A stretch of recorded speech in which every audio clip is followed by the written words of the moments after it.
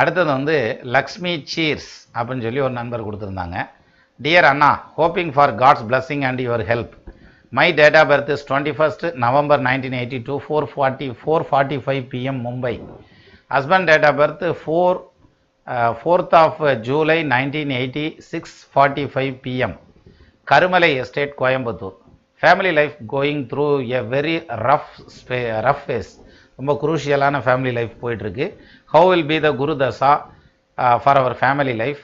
Guru is in the 7th house from Lagna, having a autistic child. will I get a normal second child? Thanks in advance அண்ணா அப்படின்னு கொடுத்துருந்தீங்க. லக்ஷ்மி சீர்ஸ், நான் ஏற்கனவே உங்கள் குழந்தைக்காக ஒரு பதில் சொன்னதாக எனக்கு ஞாபகம் இருக்குது. எனிவே, இப்போ இதையும் பார்த்துருவோமே, நீங்கள் கேட்டிருக்க கேள்விக்கான பதில். அதாவது ஃபேமிலி லைஃப் வந்து ரொம்ப குரூஷியலாக போயிட்டுருக்கு அப்படின்னு சொன்னீங்க. அதுக்கு குரூஷியலாக போனதுக்கான காரணமா, உங்களுக்கு 3ஆம் பாவத்தில் கேது உட்காந்துருக்கார். மேஷ லக்னம், நீங்கள் மகர ராசி, உத்திராட நட்சத்திரம். 3ஆம் இடத்துல ராகு உட்காந்துருக்கார். ராகு உட்காந்து அவருடைய தசை நடந்திருக்குமா. அதுலேயும் இந்த ராகு கேதுவை பற்றி நான் நிறைய விளக்கம் சொல்லியிருக்கேன். அந்த விளக்கத்தில் வந்து எப்படி இருக்குன்னா, 2ஆம் இடத்துல, 3ஆம் இடத்துல, 12ஆம் இடத்துல, 8ஆம் இடத்துல தனிச்ச நிலையில் ராகு கேது நின்று அவங்களுடைய தசை நடந்ததுன்னா நிச்சயமாக அந்த குடும்பத்தில் அமைதி இருக்காது. இங்கே 3ஆம் இடத்துல ராகு உட்காந்துருக்கார், அவருடைய தசை நடந்திருக்குது. ஸோ இப்போ தான் அந்த தசை முடிஞ்சிருக்கு, அமைதி இருக்காது. அதான் அதில் பாயிண்ட்டு. அதனால் உங்கள் குடும்பம் அமைதி இல்லை. சரி, அப்போ அந்த ராகு தசை முடிகிற வரைக்கும் குடும்பம் அமைதி இல்லை. அதுக்கப்புறம் தான் குரு தசை வந்துடும்ல. குரு தசையில் பாலாரும் தேனாரும் ஓட வேண்டியதானே. அப்போ இன்னும் ஓடலையே அப்படின்னு கேட்கணும் நீங்கள். 2018 மார்ச்சில் ஆரம்பிச்சிருச்சு, 19 மார்ச், ஒரு வருஷம் வந்துருச்சு. ஒன்றும் பயப்பட வேணாம். இப்போது இம்ப்ரூவ்மெண்ட் கண்டிப்பாக இருக்கும். ராகு தசையில் இருந்த அளவுக்கு மோசம் இருக்காது. இப்போ இம்ப்ரூவ்மெண்ட் உங்கள் குடும்பத்தில் கண்டிப்பாக இருக்கும். அந்த இம்ப்ரூவ்மெண்ட் வந்து இன்னும் மேலே வர்றதுக்கான அமைப்பு நல்லா ஸ்ட்ராங்காக இருக்குது. அப்போ குருவும் சனியும் 2 பேரும் ஒன்று சேர்ந்து 7ஆம் பாவத்தில் நிற்கிறாங்க. நிச்சயமாக உங்கள் வாழ்க்கை வந்து ஒரு மீனிங்ஃபுல்லான ஒரு வாழ்க்கையாக வரும். 2வது, குரு தசையில் கிடைக்கக்கூடிய குழந்தை உங்களுக்கு எந்த விதமான குறையும் இல்லாமல், ஆர்டிஸ்டிக் இல்லாமல் நல்ல குழந்தையாக கிடைக்கும் அப்படிங்கிற மாதிரியான அமைப்பு உங்கள் ஜாதகத்திலேயே உண்டு. ஸோ கவலைப்பட வேண்டாம். அதே மாதிரி உங்கள் ஹஸ்பண்டுடைய ஜாதகத்துலேயும் பார்த்தீங்கன்னா சுக்கிர தசை நடந்துட்டுருக்கு. அவருக்கு சூரிய புத்தி நடந்துட்டுருக்கு. சுக்கிரன் வந்து லக்னத்துக்கு 6ஆம் பாவாதிபதி, 6ல் ஆட்சி ஆகி நிற்கிறார். சூரியனுடைய புத்தி நடக்குது, சூரியன் 7ல் நிற்கிறார். நல்லா யோசனை பண்ணி சொல்லுங்கம்மா. அதாவது நீங்கள் உங்கள் வீட்டுக்காரரை கடிக்கிறத விட அவர் உங்களை கடிக்கிறது கம்மியாகத்தையும் கடிப்பார். என்ன காரணம்? உங்களுக்கு வாக்காதிபதி ரொம்ப பவர்ஃபுல்லாக உட்காந்துருக்கிறார். அவருக்கு வாக்காதிபதியான சனீஸ்வரன் குருவோடு உட்காந்துருக்கார். ப்ளஸ் 2ல் வாக்குஸ்தானத்தில் கேது உட்காந்துருக்கார். பாவம் அவரை போய் குறை சொல்லிக்கிருக்கீங்க. அதனால் ஒரு சண்டை போடணும்னா 2 பேர் வேணும். ஒரு ஆள் தானாக தனியாக செவுத்து முன்னால் நின்னெல்லாம் சண்டை விட முடியாது. அப்போ கூட ஒரு ஆள் வேணும் சண்டை வர்றதுக்கு. ஸோ நீங்கள் ஆஃப் ஆயிருங்க, சண்டை வருதான்னு பார்ப்போம். கண்டிப்பாக வராது. சரியா?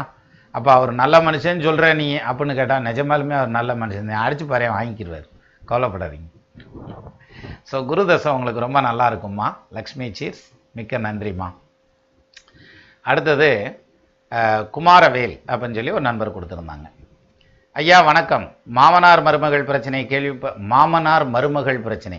இப்போ நம்ம மாமியார் மருமகள் போட்டோம் இல்லையா, இவர் கொஞ்சம் அட்வான்ஸ் ஆகி மாமனார் மருமகள் பிரச்சனை கேள்விப்பட்டிருக்கிறீர்களா? என்னுடைய விஷயத்தில் மாமனார் மருமகள் பிரச்சனை தாங்க முடியவில்லை. என்னுடைய பெற்றோர்கள், தந்தை செய்யும் பிரச்சனைகள் வேற லெவல். நான் எதை செய்தாலும் குற்றமென்று என் வாழ்க்கை ஓடுகிறது.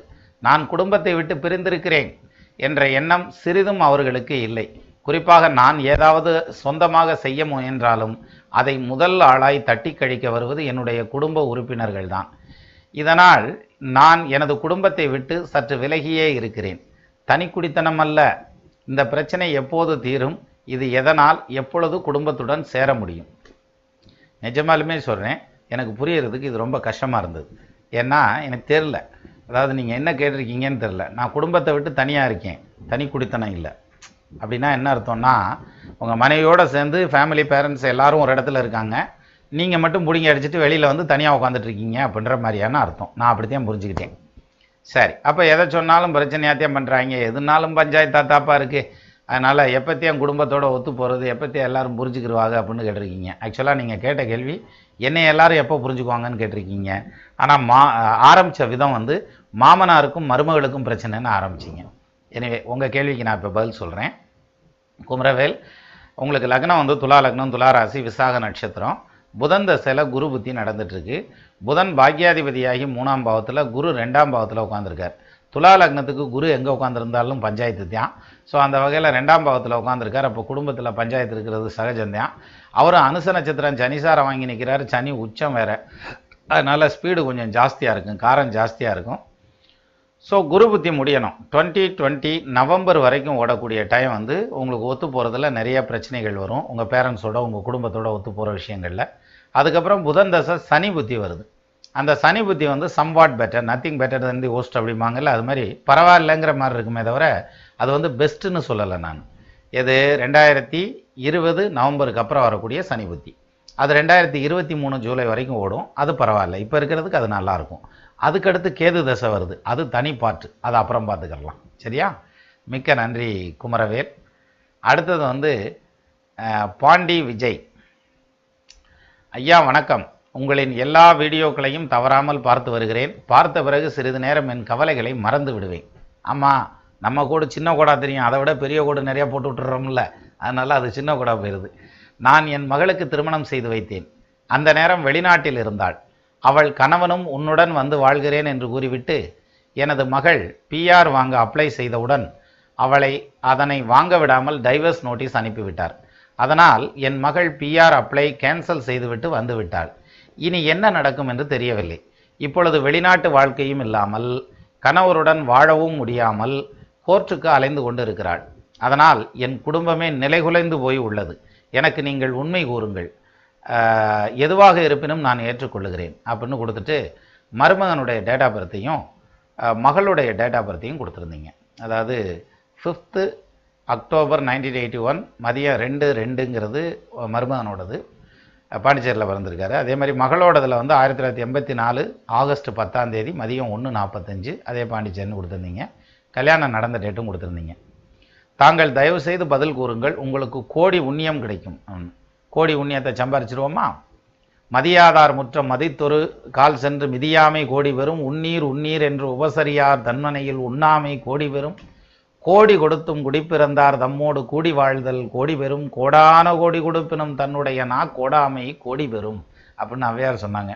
இந்த கோடியை பார்த்தா எனக்கு அந்த கோடி தான் ஞாபகத்துக்கு வந்துருச்சு. எனவே பார்த்துருவோம்மா.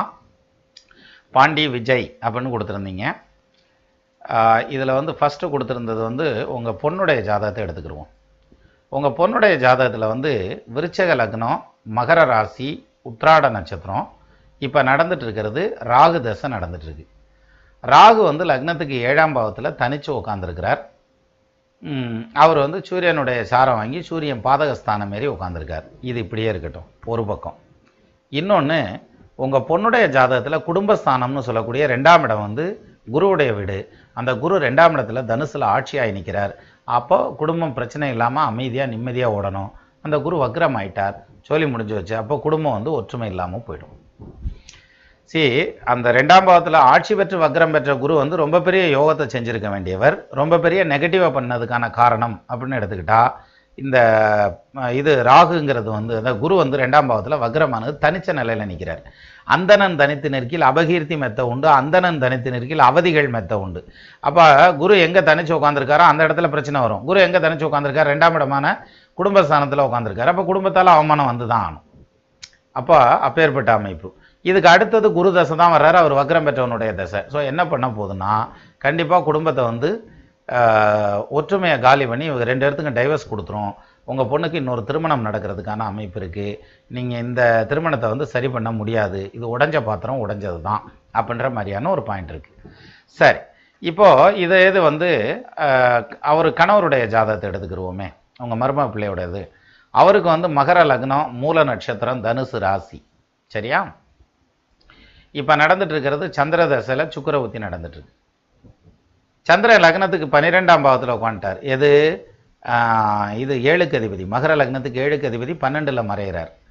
சரி, இப்போ இதில் என்ன பியூட்டினா, இப்போ நடந்துட்டு இருக்கிறது சந்திர தசை நடந்துட்டுருக்கு. 2020 செப்டம்பரோட சந்திர தசை முடிஞ்சு செவ்வாய் தசை ஆரம்பிக்கும்.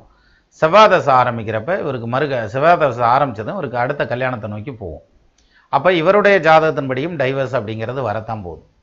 அந்த பொண்ணோட ஜாதகத்தின்படியும் 2 திருமணம் நடக்கணுங்கிற மாதிரியான பாயிண்ட் வந்துடுது.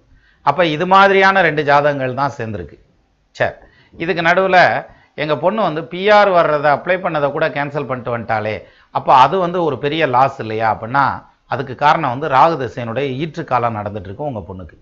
எப்பயுமே எண்ட் ஆஃப் த ராகு திசை நல்லா இருக்காது. அந்த கடைசி பீரியட் ராகு தசையில் வந்து சிரமப்படுத்தத்தையும் செய்யும்.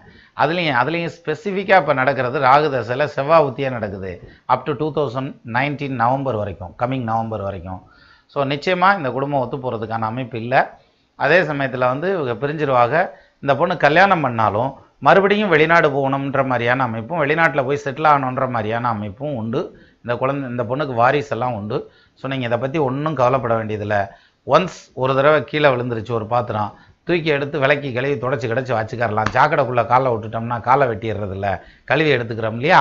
அது மாதிரி இந்த விஷயத்தை பொறுத்த வரைக்கும் ஆல்மோஸ்ட் நீங்கள் ஏமாந்ததுக்கு ஈக்குவல் அப்படின்னு சொல்லலாம். சரியா? மிக்க நன்றி. எது சொன்னாலும் ஏற்றுக்குருவேன்னு சொன்னீங்க, சொல்லிட்டேன். போடுங்க, உங்கள் கமெண்ட்டை போடுங்க, எப்படி போட்டாலும் சரி.